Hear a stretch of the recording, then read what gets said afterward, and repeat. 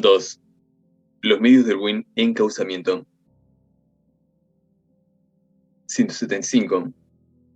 Wellhausen, en los albores del siglo XVII, hablaba de la recta disciplina como de un arte del buen encauzamiento de la conducta.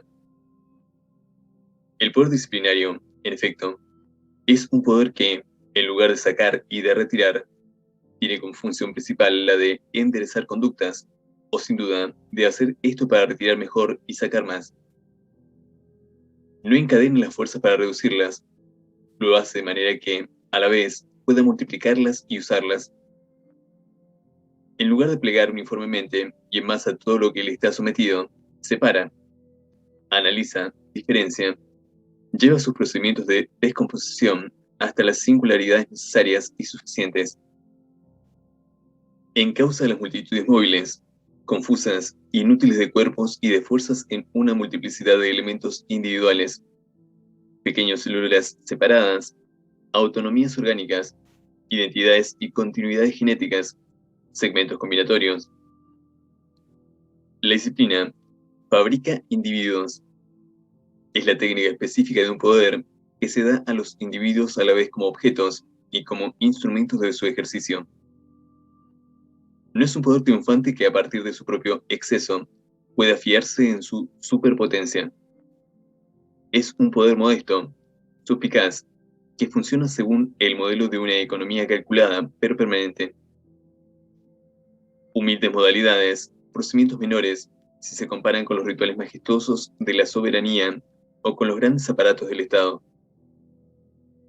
Y son ellos precisamente los que van a invadir poco a poco esas formas mayores, a modificar sus mecanismos y a imponer sus procedimientos.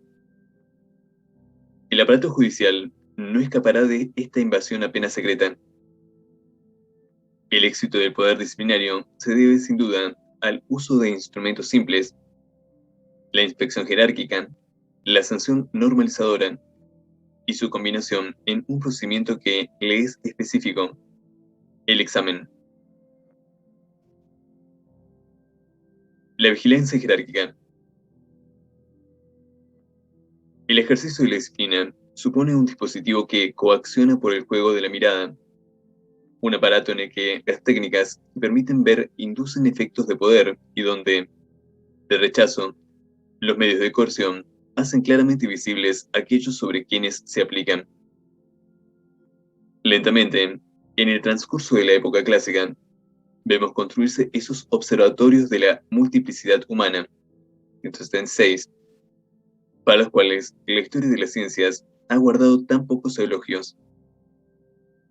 Al lado de la gran tecnología de los anteojos, de las lentes, de los haces luminosos, que forman cuerpo con la fundación de la física y de la cosmología nuevas, ha habido las pequeñas técnicas de las vigilancias múltiples y entrecruzadas, unas miradas que deben ver sin ser vistas, un arte oscuro de la luz y de lo visible ha preparado, en sordina, un saber nuevo sobre el hombre, a través de las técnicas para sojuzgarlo y de los procedimientos para utilizarlo. Estos observatorios tienen un modelo casi ideal. El campamento militar es la ciudad apresurada y artificial que se construye y remodela casi a voluntad. Es el lugar privilegiado de un poder que debe tener tanto mayor intensidad, pero también discreción, tanto mayor eficacia y valor preventivo, cuanto que se ejerce sobre hombres armados. En el campo perfecto, todo el poder se ejercería por el único juego de una vigilancia exacta, y cada mirada sería una pieza en el fundamento global del poder. El viejo y tradicional plano cuadrado ha sido considerablemente afinado de acuerdo con innumerables esquemas. Se define exactamente la geometría de las avenidas, el número y la distribución de las tiendas de campaña, la orientación de sus entradas, la disposición de las filas y de las hileras. Se dibuja la red de las miradas que se controlan unas a otras. En la plaza de armas se tiran 5 líneas, la primera a 16 pies de la segunda, las otras a 8 pies de una de otra, y la última está a 8 pies de las defensas. Las defensas están a 10 pies de las tiendas de campaña de los oficiales inferiores, precisamente frente a la primera pieza emplazada. Una calle de compañía tiene 51 pies de anchura. Todas las tiendas de campaña están a 2 pies unas de otras. Las de los subalternos están frente a los pasadizos de sus compañías. La última pieza está a 8 pies de la última tienda de los soldados, y la puerta mira hacia la tienda de los capitanes. Las tiendas de los capitanes se levantan frente a las calles de sus compañías. La puerta mira hacia las mismas compañías. El campamento es el diagrama de un poder que actúa por el efecto de una visibilidad general. Durante mucho tiempo se encontrará en el urbanismo, en la construcción de las ciudades obreras, de los hospitales, de los asilos, de 177, las prisiones, de las casas de educación, este modelo del campamento, o al menos el principio subyacente, el encaje espacial de las vigilancias jerarquizadas, principio del empoderamiento. El campamento ha sido al arte poco confesable de las vigilancias, lo que la cámara oscura fue a la gran ciencia de la óptica. Desarrollase entonces toda una problemática, la de una arquitectura que ya no está hecha simplemente para ser vista, pauta de los palacios, o para vigilar el espacio exterior, geometría de las fortalezas, sino para permitir un control interior, articulado y detallado, para hacer visibles a quienes se encuentran dentro, más generalmente, la de una arquitectura que habría de ser un operador para la transformación de los individuos, obrar sobre aquellos a quienes abrigan, permitir la presa sobre su conducta, conducir hasta ellos los efectos del poder, ofrecerlos a un conocimiento, modificarlos. Las piedras pueden volver dócil y cognoscible. El viejo esquema simple del encierro y de la clausura, del muro grueso, de la puerta sólida que impiden entrar o salir, comienza a ser sustituido por el cálculo de las aberturas, de los plenos y de los vacíos, de los pasos y de las transparencias. Así es como se organiza, poco a poco, el hospital edificio como instrumento de acción médica. Debe permitir observar bien a los enfermos y así ajustar mejor los cuidados. La forma de las construcciones debe impedir los contagios por la cuidadosa separación de los enfermos. La ventilación y el aire que se hacen circular en torno de cada lecho deben, en fin, evitar que los vapores deleterios se estanquen en torno del paciente, descomponiendo sus humores y multiplicando la enfermedad por sus efectos inmediatos. El hospital, el que se quiere disponer en la segunda mitad del siglo, y para el cual se han hecho tantos proyectos después del segundo incendio del Hotel Dieu, no es ya simplemente el techo bajo el que se cobijaban la miseria y la muerte cercana. Es, en su materialidad misma, un operador terapéutico. Como la escuela edificio debe ser un operador de encauzamiento de la conducta, es una máquina pedagógica que Paris Duvernay había concebido en la escuela militar, y hasta en los ínfimos detalles que había impuesto a Gabriel. Educar cuerpos vigorosos, imperativo de salud, obtener oficiales competentes, imperativo de calidad, formar militares obedientes, imperativo político, prevenir el libertinaje y la homosexualidad, imperativo de moralidad. Cuádruple razón de establecer mamparos estancos entre los individuos, pero también aberturas de vigilancia continua. El edificio mismo de la escuela debería ser un aparato para vigilar. Los aposentos estaban repartidos a lo largo de un pasillo como una serie de pequeñas celdas. A intervalos regulares se encontraba el alojamiento de un oficial, de manera que cada decena de alumnos tiene un oficial a derecha y a izquierda. Los alumnos estaban encerrados allí durante toda la noche, y París había insistido en que se acristalara la separación de cada aposento del lado del corredor desde la altura del antetecho hasta 1 o 2 pies del techo. Aparte de que el aspecto de tales vidrieras tiene que ser agradable, nos atrevemos a decir que es útil en no pocos sentidos, sin hablar de las razones de disciplina que pueden imponer tal disposición. En los comedores se había dispuesto un estrado un poco elevado para colocar las mesas de los inspectores de estudios, a fin de que pudieran abarcar con la mirada todas las mesas de los alumnos de sus divisiones durante la comida. Se habían instalado letrinas con medias puertas, con objeto de que el vigilante encargado pudiera distinguir la cabeza y las piernas de los alumnos, pero con separaciones laterales lo bastante altas, para que los que las ocupaban no pudieran verse. Escrúpulos infinitos de la vigilancia que la arquitectura secunda por 1000 dispositivos sin honor. No parecerán irrisorios más que si se olvida el papel de esta instrumentación, menor pero sin defecto, en la objetivación progresiva y el reticulado cada vez más fino de los comportamientos individuales.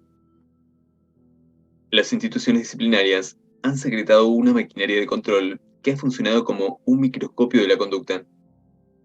Las divisiones tenues y analíticas que han realizado han llegado a formar, en torno de los hombres, un aparato de observación, de registro y de encauzamiento de la conducta.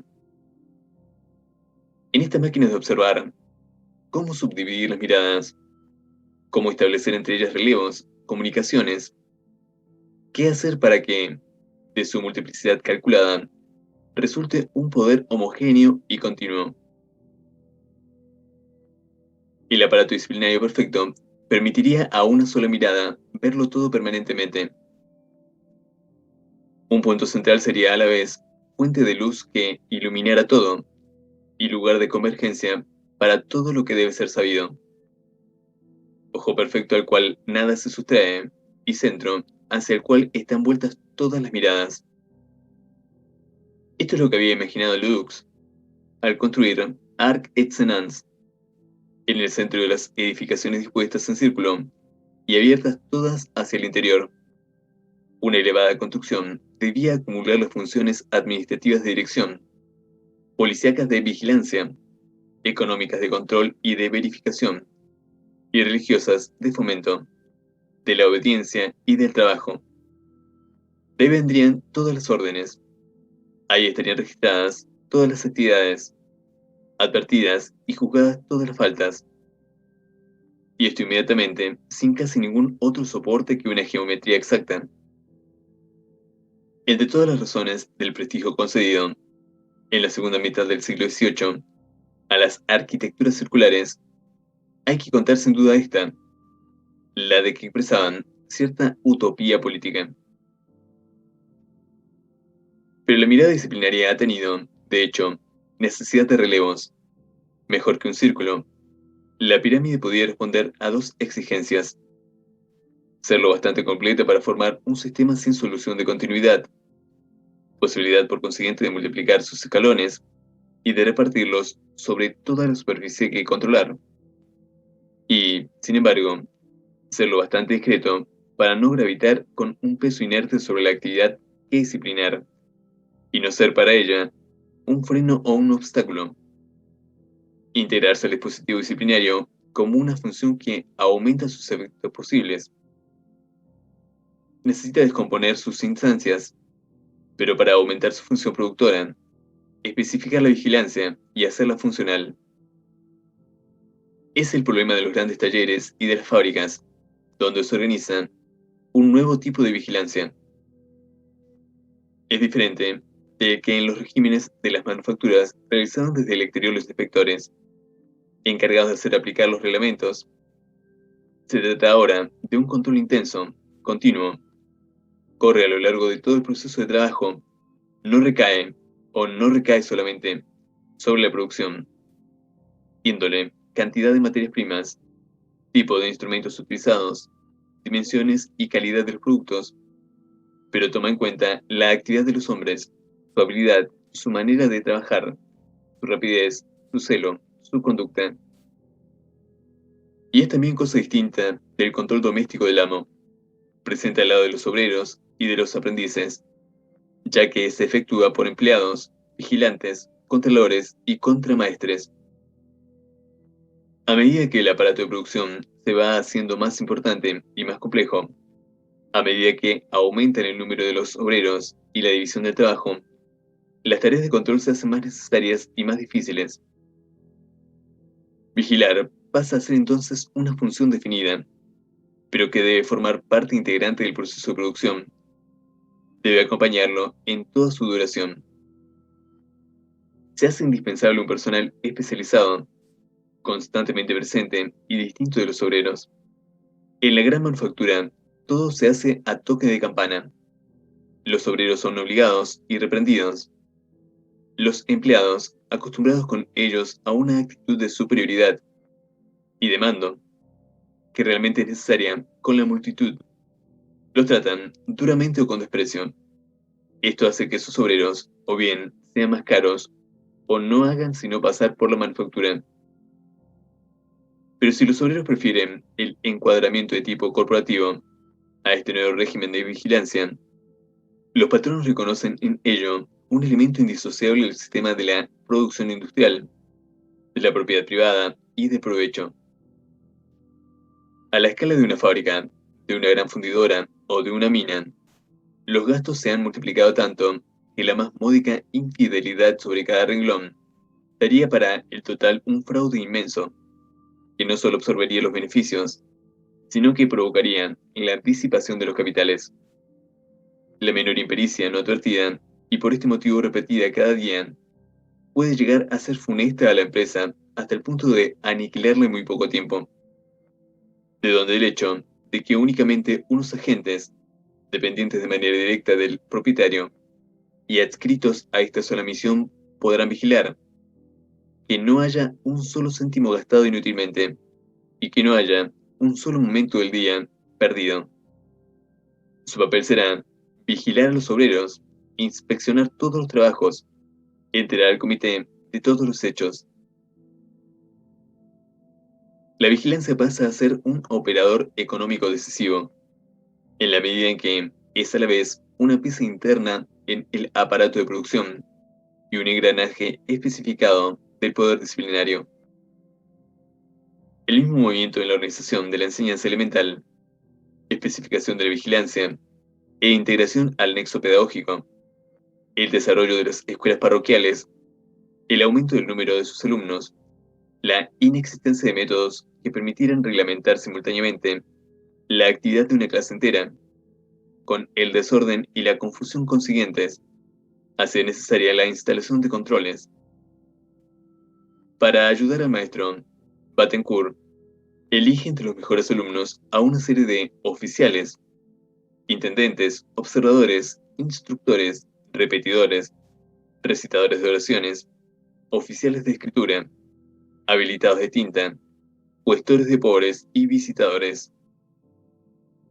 Los papeles así definidos son de dos órdenes.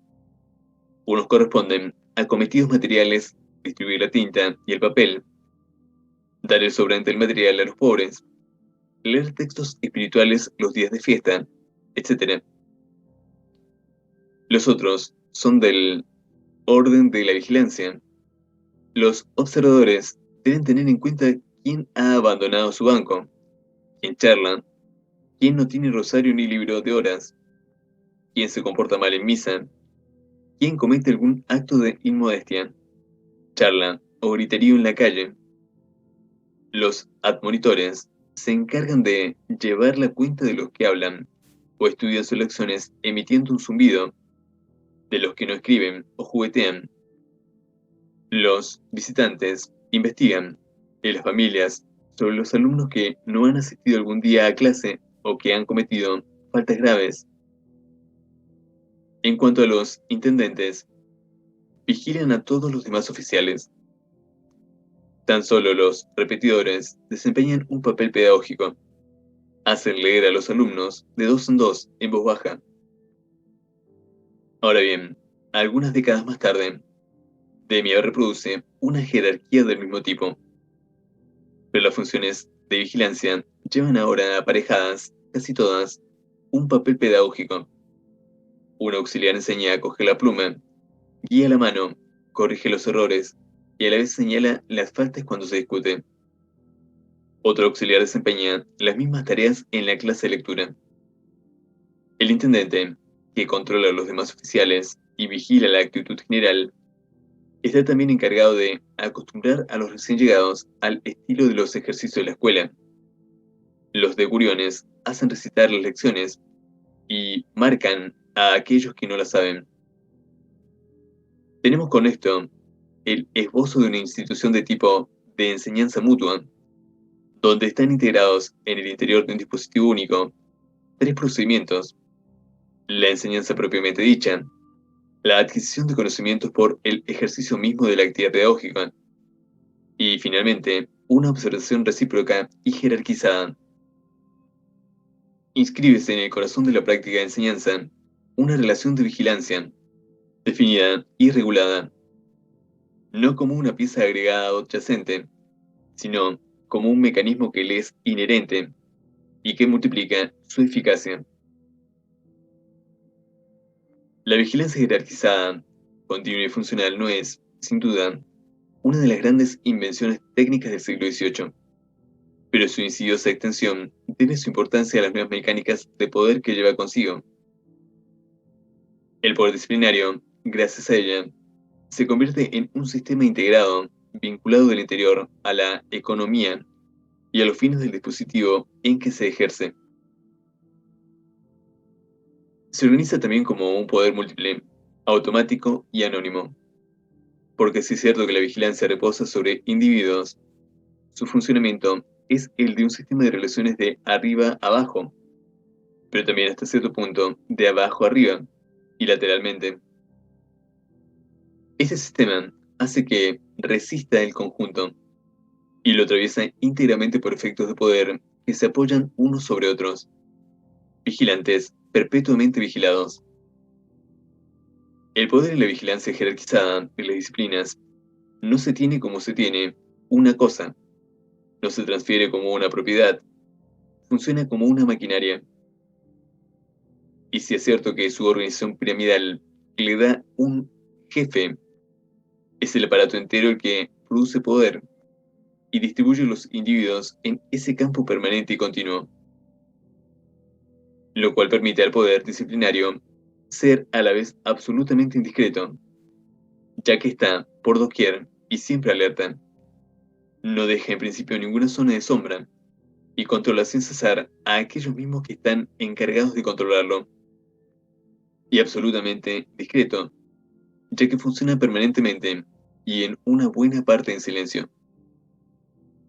La disciplina hace marchar un poder relacional que se sostiene a sí mismo por sus propios mecanismos y que sustituye la resonancia de las manifestaciones por el juego ininterrumpido de miradas calculadas.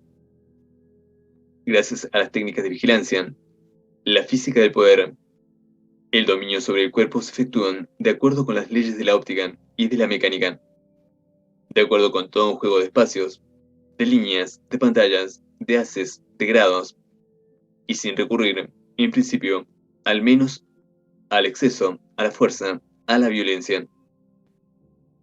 Poder que es, en apariencia, tanto menos corporal cuanto que es más sabiamente físico. La sanción normalizadora. 1. En el orfanato del caballero Paulet, las sesiones del tribunal, que se reunía cada mañana, eran ocasión de un verdadero ceremonial. Encontramos a todos los alumnos en orden de batalla, en un alineamiento, una inmovilidad y un silencio absolutos. El teniente coronel mayor, joven caballero de 16 años, estaba fuera de filas, espada en mano. A su voz de mando, la tropa echó a andar a paso redoblado para formar el círculo. El consejo se agrupó en el centro, y cada oficial dio el informe de su tropa para las 24 horas. Se admitió a los acusados a justificarse, se oye a los testigos, se deliberó, y una vez de acuerdo, el teniente coronel mayor dio cuenta en voz alta del número de los culpables, de la índole de los delitos y de los castigos impuestos.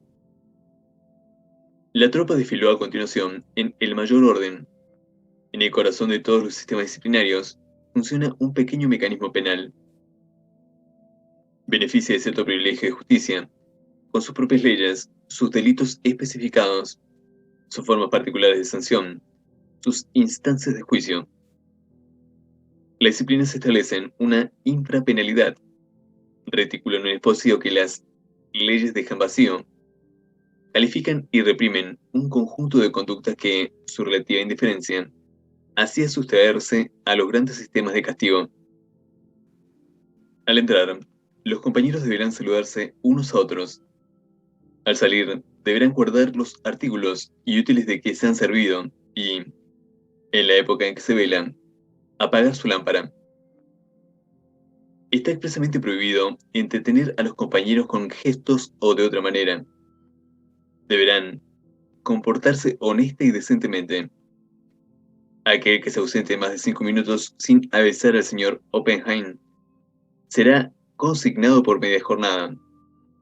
Y para estar seguro de que no se ha olvidado nada en esta minuciosa justicia penal, se prohíbe hacer todo cuanto pueda perjudicar al señor Oppenheim y a los compañeros. En el taller, en la escuela, en el ejército, reina una verdadera micropenalidad del tiempo, retrasos, ausencias, interrupciones de tareas, de la actividad, falta de atención, descuido, falta de celo, de la manera de ser, descortesía, desobediencia, de la palabra, charla, insolencia, del cuerpo, actitudes incorrectas, gestos impertinentes, suciedad, de la sexualidad, falta de recato, indecencia.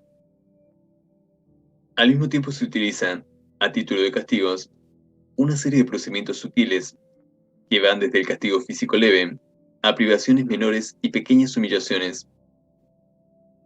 Se trata a la vez de hacer penables las fracciones más pequeñas de la conducta y de dar una función punitiva a los elementos en apariencia indiferentes del aparato disciplinario, en el límite que todo pueda servir para castigar la menor cosa, que cada sujeto se encuentre prendido en una universalidad castigable y castigante.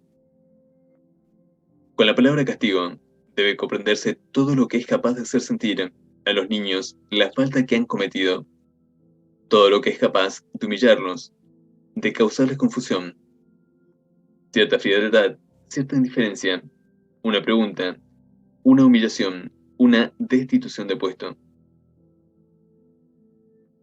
2.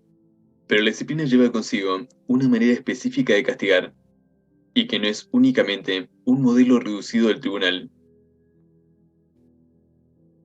Lo que compete a la penalidad disciplinaria es la inobservancia, todo lo que no se ajusta a la regla, todo lo que se aleja de ella, las desviaciones. Es punible el dominio indefinido de lo no conforme. El soldado comete una falta siempre que no alcanza el nivel requerido. La falta del alumno es, tanto como un delito menor, una ineptitud para cumplir sus tareas. El reglamento de la infantería prusiana mandaba tratar con todo el rigor posible al soldado que no había aprendido a manejar correctamente su fusil. Igualmente, cuando un alumno no recuerde la parte de catecismo del día anterior, se le podrá obligar a aprender la de ese día, sin cometer falta alguna, y se le hará repetir el día siguiente, o se le obligará a escucharla en pie, o de rodillas, y con las manos juntas, o bien se le impondrá alguna otra penitencia. El orden que los castigos disciplinarios deben hacer respetar es de índole mixta.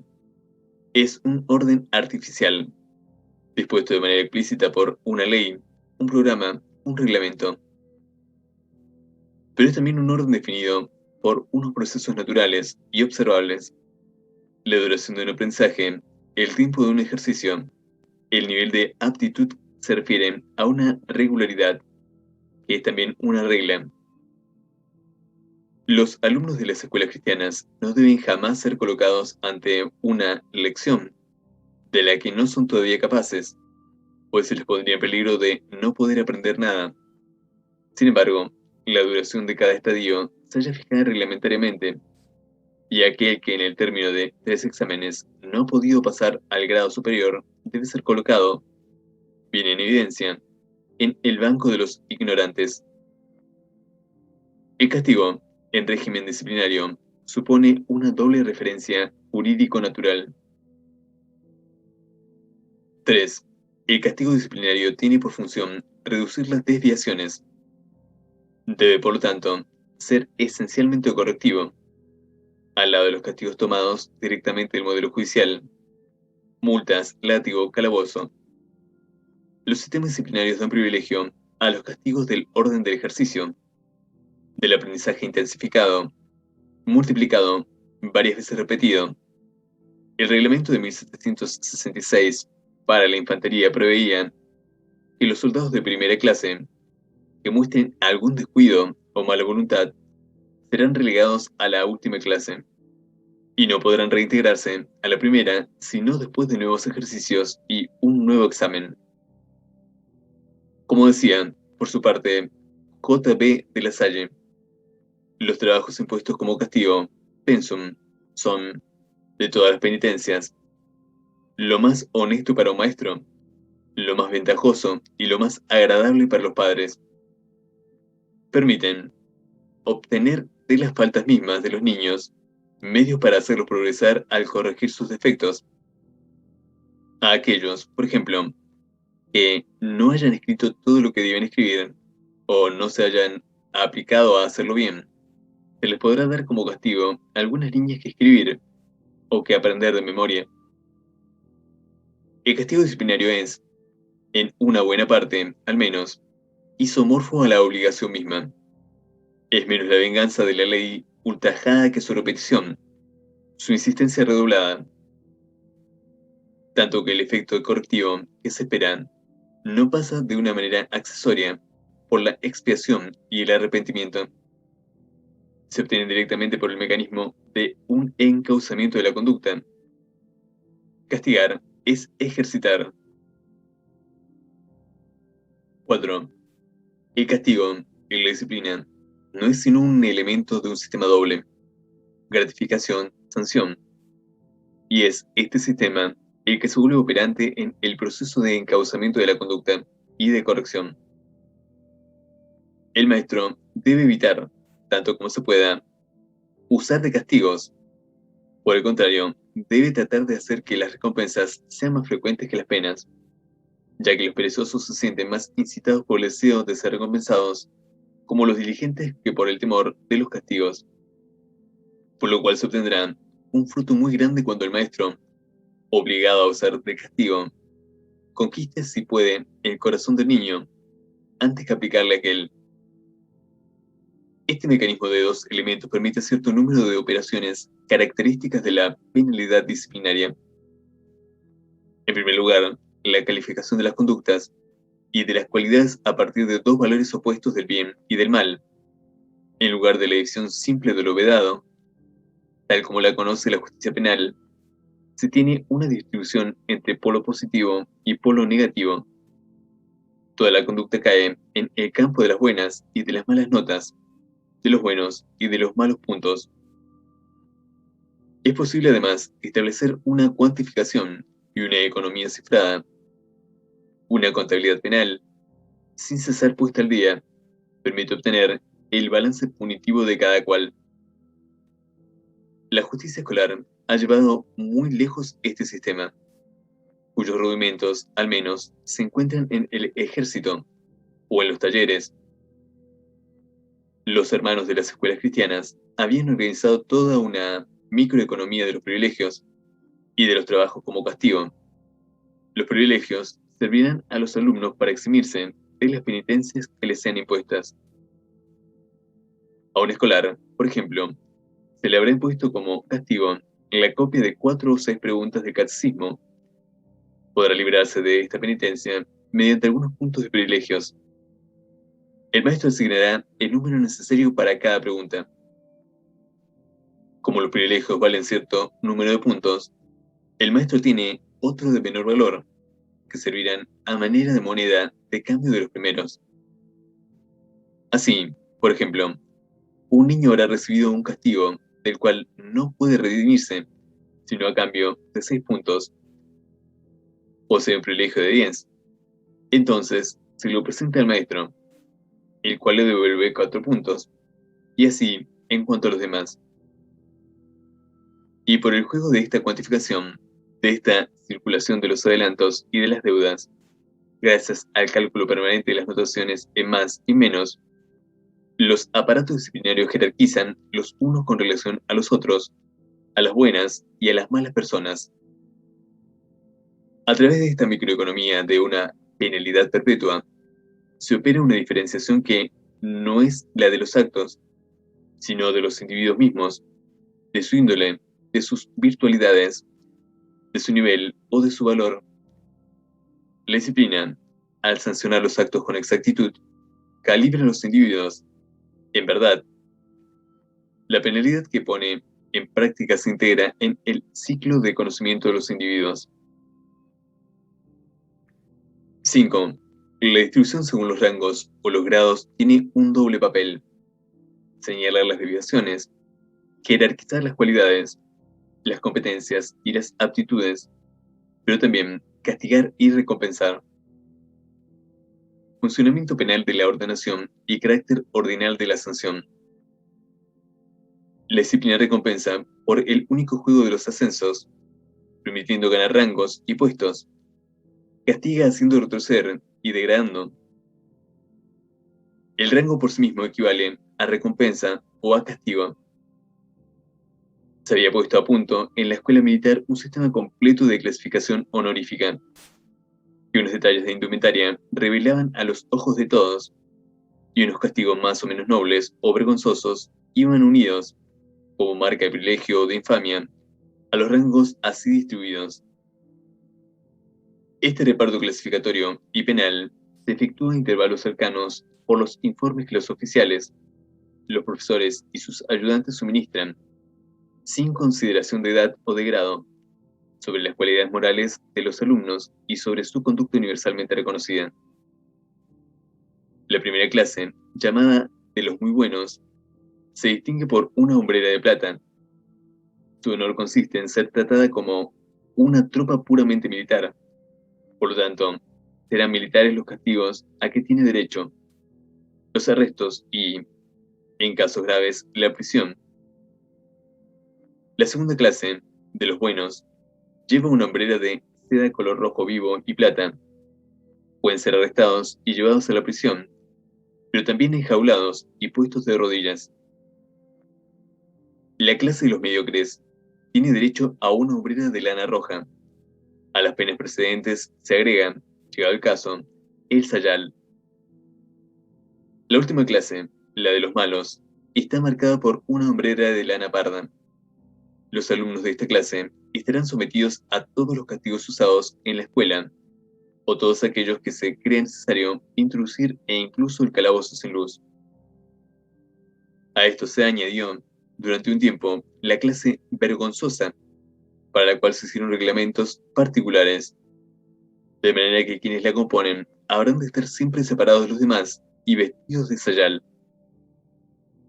Puesto que únicamente el mérito y la conducta deben decir el lugar del alumno, los de las dos últimas clases podrán lisonjearse de ascender a las primeras y de llevar sus insignias cuando, por testimonios universales, se reconozca que se han hecho dignos de ello por el cambio de su conducta y sus progresos, y los de las primeras clases descenderán igualmente a las otras, se abandonan, y si los informes reunidos y desventajosos demuestran que no merecen ya las distinciones y prerrogativas de las primeras clases, la clasificación que castigan debe tender a borrarse. La clase vergonzosa no existe sino para desaparecer, con el fin de juzgar en cuanto a la especie de conversión de los alumnos de la clase vergonzosa que se comporten bien. Se les volverá a introducir en las otras clases y se les devolverán sus trajes, pero permanecerán con sus enmaradas de infamia durante las comidas y los recreos, y así quedarán si no continúan portándose bien. Solo saldrán si se está contento de ellos en dicha clase y en dicha división. Doble efecto, por consiguiente, de esta penalidad jerarquizante, distribuir los alumnos de acuerdo con sus aptitudes y su conducta. Por lo tanto, según el uso que de ellos se podrá hacer cuando salgan de la escuela, ejercer sobre ellos una presión constante para que se sometan todos al mismo modelo, para que estén obligados todos juntos a la subordinación, a la docilidad, a la atención en los estudios y ejercicios y a la exacta práctica de los deberes y de todas las partes de la disciplina, para que todos se asemejen. En suma, el arte de castigar, en el régimen del poder disciplinario, no tiende ni a la expiación ni aún exactamente a la represión. Utiliza 5 operaciones bien distintas: referir los actos, los hechos extraordinarios, las conductas similares a un conjunto que es a la vez de comparación, espacio de diferenciación y principio de una regla que seguir. Diferenciar a los individuos unos respecto de otros y en función de esta regla de conjunto, ya se la haga funcionar como umbral mínimo, como término medio que respetar o como grado óptimo al que hay que acercarse. Medir en términos cuantitativos y jerarquizar en términos de valor las capacidades, el nivel y la naturaleza de los individuos. Hacer que jueguen, a través de esta medida valorizante, la coacción de una conformidad que realizar. En fin, trazar el límite que habrá de definir la diferencia respecto de todas las diferencias, la frontera exterior de lo anormal, la clase vergonzosa de la escuela militar, la penalidad perfecta que atraviesa todos los puntos y controla todos los instantes de las instituciones disciplinarias, compara, diferencia, jerarquiza, homogeneiza, excluye. En una palabra, normaliza. Se opone, por lo tanto, término por término, a una penalidad judicial que tiene por función esencial la de referirse no a un conjunto de fenómenos observables, sino a un corpus de leyes y de textos que hay que conservar en la memoria.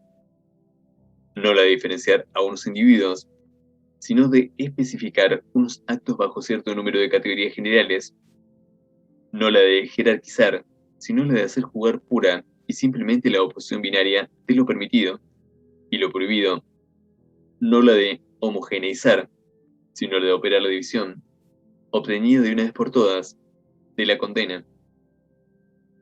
Los dispositivos disciplinarios han secretado una penalidad de la norma, que es irreductible en sus principios y su funcionamiento a la penalidad tradicional de la ley.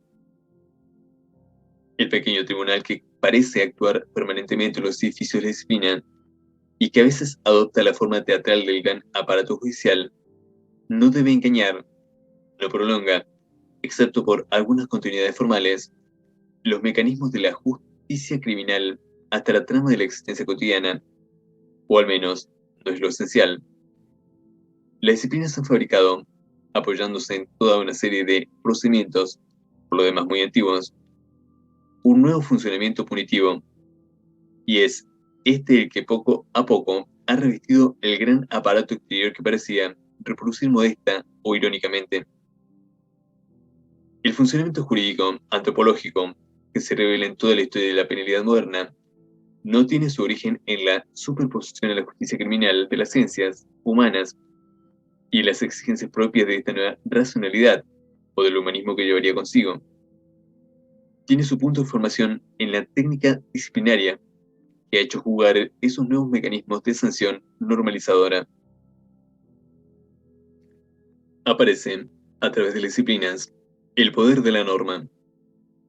Nueva ley de la sociedad moderna. Digamos muy bien que desde el siglo XVIII ha venido a agregarse a otros poderes obligándolos a nuevas delimitaciones, el de la ley, el de la palabra y del texto, el de la tradición. Lo normal se establece como principio de coerción en la enseñanza con la instauración de una educación estandarizada y el establecimiento de las escuelas normales. Se establece en el esfuerzo por organizar un cuerpo médico y un encuadramiento hospitalario de la nación capaces de hacer funcionar unas normas generales de salubridad. Se establece la regularización de los procedimientos y de los productos industriales, como la vigilancia, y con ella la normalización, se torna uno de los grandes instrumentos de poder al final de la época clásica. Se tiende a sustituir, o al menos a agregar a las marcas que traducían estatutos, privilegios, adscripciones, todo un juego de grados de normalidad, que son signos de adscripción a un cuerpo social homogéneo, pero que tienen en sí mismos un papel de clasificación, de jerarquización y de distribución de los rangos. En un sentido, el poder de normalización obliga a la homogeneidad, pero individualiza al permitir las desviaciones, determinar los niveles, fijar las especialidades y hacer útiles las diferencias ajustando unas a otras. Se comprende que el poder de la norma funcione fácilmente en el interior de un sistema de la igualdad formal, ya que en el interior de una homogeneidad, que es la regla, introduce, como un imperativo útil y el resultado de una medida, todo el desvanecido de las diferencias individuales. El examen. El examen combina las técnicas de la jerarquía que vigile y las de la sanción que normaliza. Es una mirada normalizadora, una vigilancia que permite calificar, clasificar y castigar. Establece sobre los individuos una visibilidad a través de la cual se los diferencia y se los sanciona. A esto se debe que, en todos los dispositivos de disciplina, el examen se halle altamente ritualizado.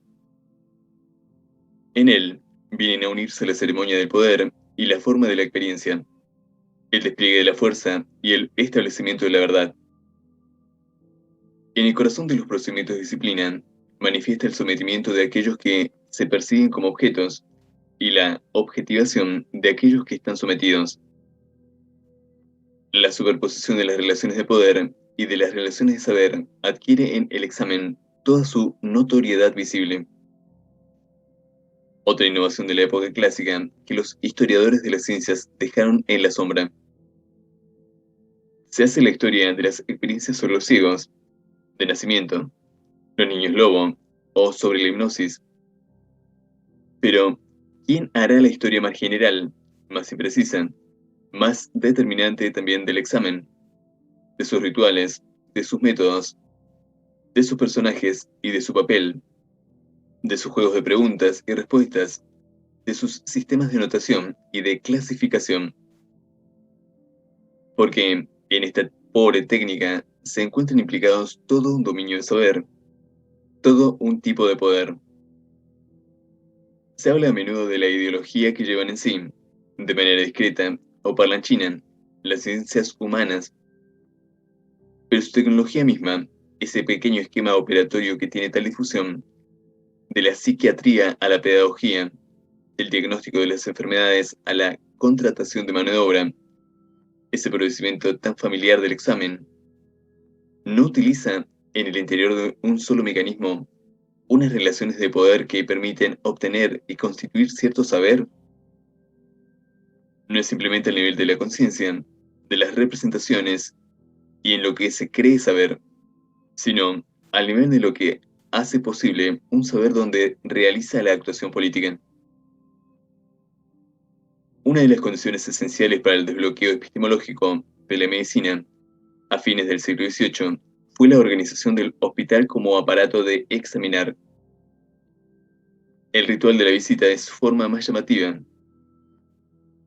En el siglo XVII, el médico, procedente del exterior, unía su inspección a no pocos otros controles, religiosos, administrativos. Casi no participaba en la gestión cotidiana del hospital. Poco a poco, la visita se fue haciendo más regular, más rigurosa, más amplia sobre todo. Cubrió una parte cada vez más importante del funcionamiento hospitalario. En 1661, el médico del Hotel Dieu de París estaba encargado de una visita diaria. En 1687, un médico expectante debía examinar, durante la tarde, a algunos enfermos más gravemente afectados. Los reglamentos del siglo XVIII precisan los horarios de la visita y su duración, 2 horas como mínimo. Insiste para que un servicio por rotación permita asegurarla todos los días, incluso el domingo de Pascua. En fin, en 1771 se instituye un médico residente, con la misión de prestar todos los servicios de su profesión, tanto de noche como de día, en los intervalos de una visita a otra de un médico del exterior. La inspección de otro tiempo, discontinua y rápida, se ha transformado en una observación regular que pone al enfermo en situación de examen casi perpetuo, con dos consecuencias. En la jerarquía interna, el médico, elemento hasta ahora externo, comienza a adquirir preeminencia sobre el personal religioso y se empieza a confiársele un papel determinado pero subordinado en la técnica del examen. Aparece entonces la categoría del enfermero. En cuanto al hospital mismo, que era ante todo un lugar de asistencia, va a convertirse en lugar de formación y de confrontación de los conocimientos, inversión de las relaciones de poder y constitución de un saber. El hospital bien disciplinado constituirá el lugar adecuado de la disciplina médica. Esta podrá entonces perder su carácter textual y tomar sus referencias menos en la tradición de los autores decisivos que en un dominio de objetos perpetuamente ofrecidos al examen. De la misma manera, la escuela pasa a ser una especie de aparato de examen ininterrumpido que acompaña, en toda su longitud, la operación de enseñanza. Se tratará en ella, cada vez menos, de esos torneos en los que los alumnos confrontaban sus fuerzas, y cada vez más, de una comparación perpetua de cada cual con todos, que permite a la vez medir y sancionar. Los hermanos de las escuelas cristianas querían que sus discípulos tuviesen composición todos los días de la semana. El primero de ortografía, el segundo de aritmética, el tercero de catecismo por la mañana y de escritura por la tarde, etc. Además, cada mes debía haber una composición con el fin de designar a quienes merecían someterse al examen del inspector. Desde 1775, existían en la Escuela de Caminos y Puentes 16 exámenes al año, 3 de matemáticas, 3 de arquitectura, 3 de dibujo, 2 de escritura, 1 de corte de piedras, 1 de estilo, 1 de levantamiento de planos, 1 de nivelación, 1 de medida y estimación de construcciones. El examen no se limita a sancionar un aprendizaje, es uno de sus factores permanentes, subyacentes, según un ritual de poder constantemente prorrogado. Ahora bien, el examen permite al maestro, a la par que transmite su saber, establecer sobre sus discípulos todo un campo de conocimientos. Mientras que la prueba por la cual se terminaba un aprendizaje en la tradición corporativa validada, una aptitud adquirida, la obra maestra autentificaba una transmisión de saber ya hecha. El examen, en la escuela, crea un verdadero y constante intercambio de saberes. Garantiza el paso de los conocimientos del maestro al discípulo, pero toma del discípulo un saber reservado y destinado al maestro.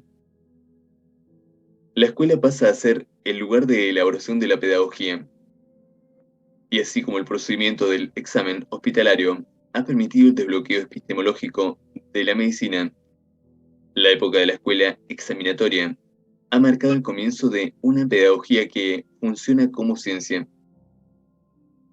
La época de las inspecciones y de las maniobras indefinidamente repetidas en el ejército ha marcado también el desarrollo de un inmenso saber táctico que tuvo su efecto en la época de las guerras napoleónicas.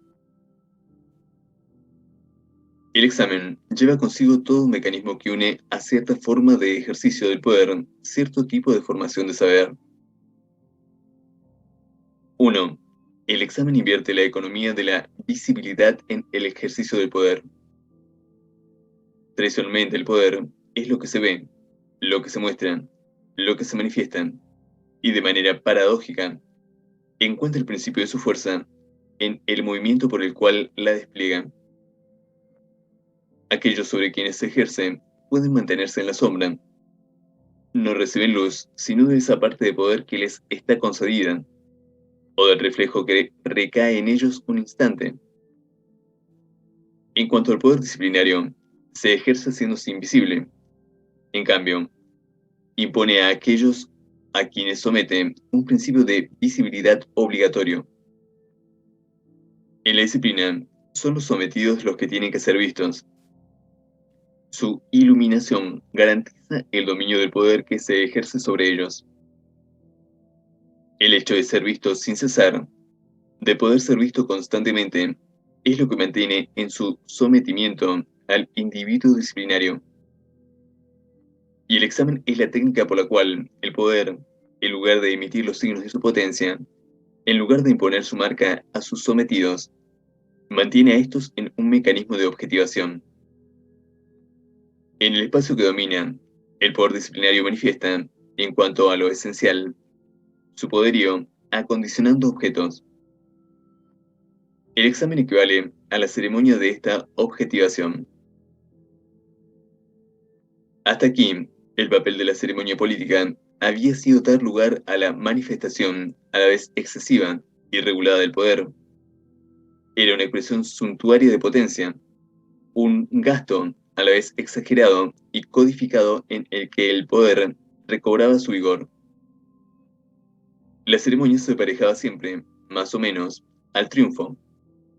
La aparición solemne del soberano llevaba consigo algo de la consagración, de la coronación, del retorno de la victoria. Ni aun en los factos funerarios dejaba de desarrollarse como manifestación del despliegue del poder. En cuanto a la disciplina, tiene su propio tipo de ceremonia. No es el triunfo, es la revista, es el desfile, forma fastuosa del examen.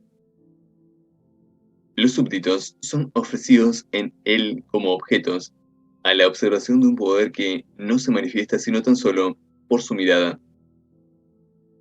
No reciben directamente la imagen del poder soberano, despliegan únicamente sus efectos y, por decirlo así, en hueco, sobre sus cuerpos, ahora ya exactamente legibles y dóciles.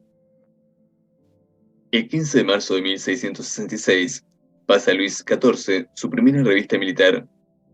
18.000 hombres, una de las acciones más brillantes del reinado, y que se decían haber tenido a Europa entera en la inquietud. Varios años después se acuñó una medalla para conmemorar el acontecimiento. Lleva en el exergo Disciplina Militaris Restituía y en la leyenda Prolucio ad Victorias. A la derecha, el rey, adelantado el pie derecho, manda personalmente el ejercicio con un bastón. En la mitad de la izquierda se ven de frente y alineados en el sentido de la profundidad varias filas de soldados. Extienden el brazo a la altura del hombro y sostienen el fusil exactamente vertical. Adelantan la pierna derecha y tienen el pie izquierdo vuelto hacia el exterior. En el suelo, unas líneas se cortan en ángulo recto, dibujando, bajo los pies de los soldados, grandes cuadrados que sirven de referencia para las diferentes fases y posiciones del ejercicio. Totalmente en el fondo, se ve desdibujarse una arquitectura clásica. Las columnas del palacio prolongan las constituidas por los hombres alineados y los fusiles verticales, del mismo modo que, sin duda, el embaldosado prolonga las líneas del ejercicio. Pero por encima de la balaustrada que remata el edificio hay unas estatuas que representan unos personajes bailando, líneas sinuosas, miembros arqueados, paños. Recorre el mármol un movimiento cuyo principio de unidad es armónico. En cuanto a los hombres, están inmovilizados en una actitud uniformemente repetida, de filas en filas y de líneas en líneas. Unidad táctica. El orden arquitectónico, que libera en su ápice las figuras de la danza, impone en el suelo sus reglas y su geometría a los hombres disciplinados. Las columnas del poder. Está bien, decía un día el gran duque Miguel, ante el cual se había hecho maniobrar a las tropas, pero respiren. Consideremos esta medalla como testimonio del momento en que coinciden de una manera paradójica, pero significativa, la figura más brillante del poder soberano y la emergencia de los rituales propios del poder disciplinario. La visibilidad apenas soportable del monarca se vuelve visibilidad inevitable de los súbditos. Y esta inversión de visibilidad en el funcionamiento de las disciplinas es lo que habrá de garantizar hasta sus grados más bajos el ejercicio del poder. Entramos en la época del examen infinito y de la objetivación coactiva. 2. El examen hace entrar también la individualidad en un campo documental. Deja tras él un archivo entero, tenue y minucioso que se constituye al ras de los cuerpos y de los días. El examen que coloca a los individuos en un campo de vigilancia los sitúa igualmente en una red de escritura. Los introduce en todo un espesor de documentos que los captan y los inmovilizan. Los procedimientos de examen han ido inmediatamente acompañados de un sistema de registro intenso y de una acumulación documental. Constitúyese un poder de escritura como una pieza esencial en los engranajes de la disciplina. Sobre no pocos puntos, se modela de acuerdo con los métodos tradicionales de la documentación administrativa, pero con técnicas particulares e innovaciones importantes. Unas conciernen a los métodos de identificación, de señalización o de descripción. Era el problema del ejército cuando había que encontrar a los desertores, evitar la repetición en los alistamientos, corregir los estados ficticios presentados por los oficiales, conocer los servicios y el valor de cada uno, establecer con certeza el balance de los desaparecidos y de los muertos. Era el problema de los hospitales, donde había que reconocer a los enfermos, expulsar a los simuladores, seguir la evolución de las enfermedades, verificar la eficacia de los tratamientos, descubrir los casos análogos y los comienzos de epidemia. Era el problema de los establecimientos de enseñanza, donde había que caracterizar la aptitud de cada cual, situar su nivel y su capacidad, indicar la utilización eventual que se podía hacer de él.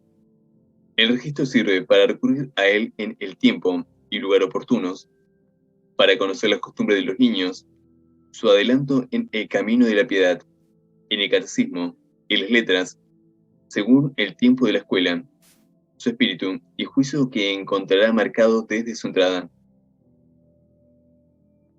De ahí la formación de toda una serie de códigos de la individualidad disciplinaria que permiten transcribir, homogeneizándolos, los rasgos individuales establecidos por el examen, código físico de la señalización, código médico de los síntomas, código escolar o militar de las conductas y de los hechos destacados. Estos códigos eran todavía muy rudimentarios en su forma cualitativa o cuantitativa, pero marcan el momento de una formalización inicial de lo individual en el interior de las relaciones de poder. Las otras innovaciones de la escritura disciplinaria conciernen la puesta en correlación de estos elementos, la acumulación de los documentos, su puesta en serie, la organización de campos comparativos que permiten clasificar, formar categorías, establecer medias, fijar normas. Los hospitales del siglo XVIII han sido en particular grandes laboratorios para los métodos escriturarios y documentales. El cuidado de los registros, su especificación, los modos de transcripción de los unos a los otros, su circulación durante las visitas, su confrontación en el curso de las reuniones regulares de los médicos y de los administradores, la transmisión de sus datos a organismos de centralización, ya sea en el hospital o en la oficina central de los oficios, la contabilidad de las enfermedades, de las curaciones, de los fallecimientos al nivel de un hospital, de una ciudad y en el límite de la nación entera, han formado parte integrante del proceso por el cual los hospitales han estado sometidos al régimen disciplinario. Entre las condiciones fundamentales de una buena disciplina médica en los dos sentidos de la palabra, hay que tener en cuenta los procedimientos de escritura que permiten integrar, pero sin que se pierdan los datos individuales en unos sistemas acumulativos. Hacer de modo que a partir de cualquier registro general se pueda encontrar un individuo y que, inversamente, cada dato del examen individual pueda repercutir en los cálculos de conjunto. Gracias a todo este aparato de escritura que lo acompaña, el examen abre dos posibilidades que son correlativas: la constitución del individuo como objeto descriptible, analizable, en modo alguno. Sin embargo, para reducirlo a rasgos específicos, como hacen los naturalistas con los seres vivos, sino para mantenerlo en sus rasgos singulares, en su evolución particular, en sus aptitudes o capacidades propias, bajo la mirada de un saber permanente, y de otra parte, la constitución de un sistema cooperativo que permite la medida de fenómenos globales, la descripción de grupos, la caracterización de hechos colectivos, la estimación de las desviaciones de los individuos unos respecto de otros y su distribución en una población. Importancia decisiva, por consiguiente, de esas pequeñas técnicas de notación, de registro, de constitución de expedientes, de disposición en columnas y en cuadros que no son familiares, pero que han permitido el desbloqueo epistemológico de las ciencias del individuo. Se tiene, sin duda, razón al plantear el problema aristotélico. ¿Es posible y legítima una ciencia del individuo? A gran problema, grandes soluciones quizás. Pero hay el pequeño problema histórico de la emergencia. A fines del siglo XVIII, de lo que se podía colocar bajo la sigla de ciencias clínicas, problema de la entrada del individuo y no ya de la especie en el campo del saber, problema de la entrada de la descripción singular, del interrogatorio, de la anamnesia, del expediente en el funcionamiento general del discurso científico. A esta simple cuestión, de hecho, corresponde sin duda una respuesta sin grandeza. Hay que mirar del lado de esos procedimientos de escritura y de registro. Hay que mirar del lado de los mecanismos de examen, del lado de la formación de los dispositivos de disciplina y de la formación de un nuevo tipo de poder sobre los cuerpos. ¿El nacimiento de las ciencias del hombre? Hay verosímilmente que buscarlo en esos archivos de poca gloria, donde se elaboró el juego moderno de las coerciones sobre cuerpos, gestos, comportamientos. 3. El examen, rodeado de todas sus técnicas documentales, hace de cada individuo un caso. Un caso que a la vez constituye un objeto para un conocimiento y una presa para un poder. El caso no es ya, como en la casuística o la jurisprudencia, un conjunto de circunstancias que califican un acto y que pueden modificar la aplicación de una regla. Es el individuo tal como se le puede describir, juzgar, medir, comparar a otros, y esto en su individualidad misma. Y es también el individuo cuya conducta hay que encauzar o corregir, a quien hay que clasificar, normalizar, excluir, etc.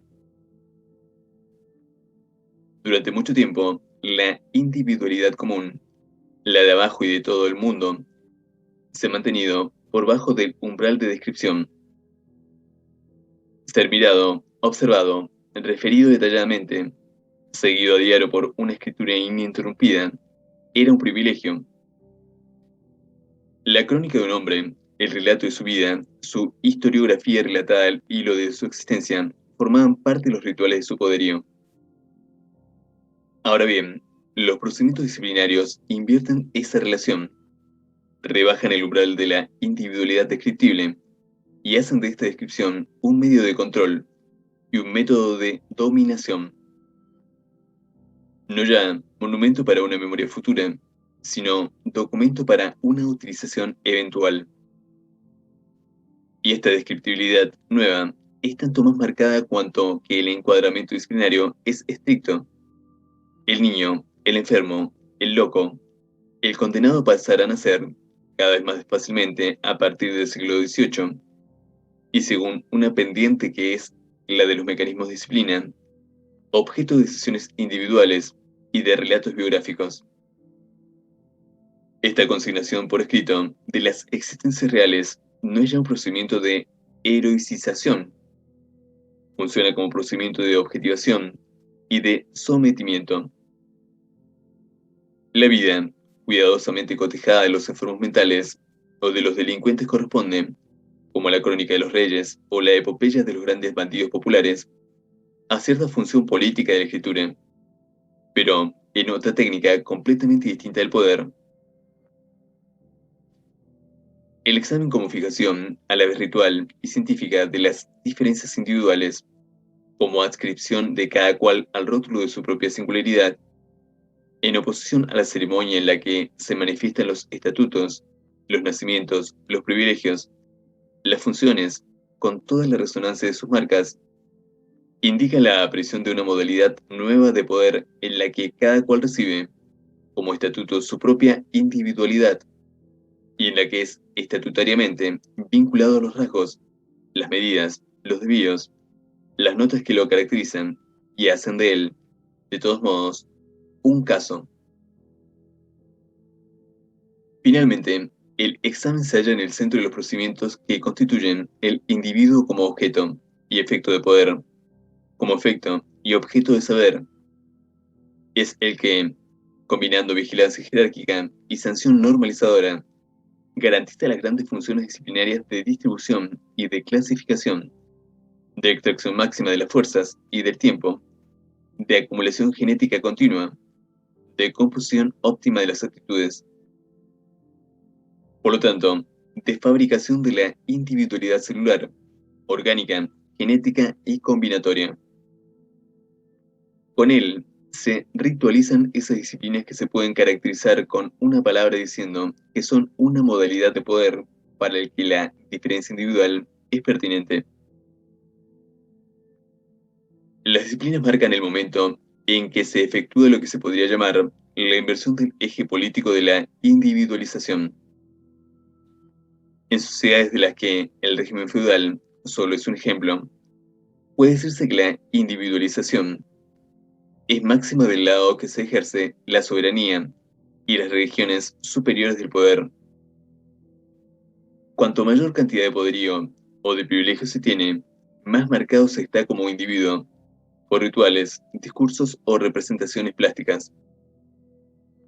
El nombre y la genealogía que se sitúan en el interior de un conjunto de parentela, la realización de proezas que manifiestan la superioridad de las fuerzas y que los relatos inmortalizan, las ceremonias que marcan, por su ordenación, las relaciones de poder, los monumentos o las donaciones que aseguran la supervivencia tras de la muerte, el fausto y el derroche, los vínculos múltiples de vasallaje y de soberanía que se entrecruzan. Todo esto constituye otros tantos procedimientos de una individualización ascendente. En un régimen disciplinario, la individualización es un cambio descendente. A medida que el poder se vuelve más anónimo y más funcional, aquellos sobre los que se ejercen tienden a estar más fuertemente individualizados. Y por vigilancias más que por ceremonias, por observaciones más que por relatos conmemorativos, por medidas comparativas que tienen la norma por referencia, y no por genealogías que dan los antepasados como puntos de mira, por desviaciones más que por hechos señalados. En un sistema de disciplina, el niño está más individualizado que el adulto, el enfermo más que el hombre sano, el loco y el delincuente más que el normal y el no delincuente. En todo caso, es hacia los primeros a los que se dirigen en nuestra civilización todos los mecanismos individualizantes.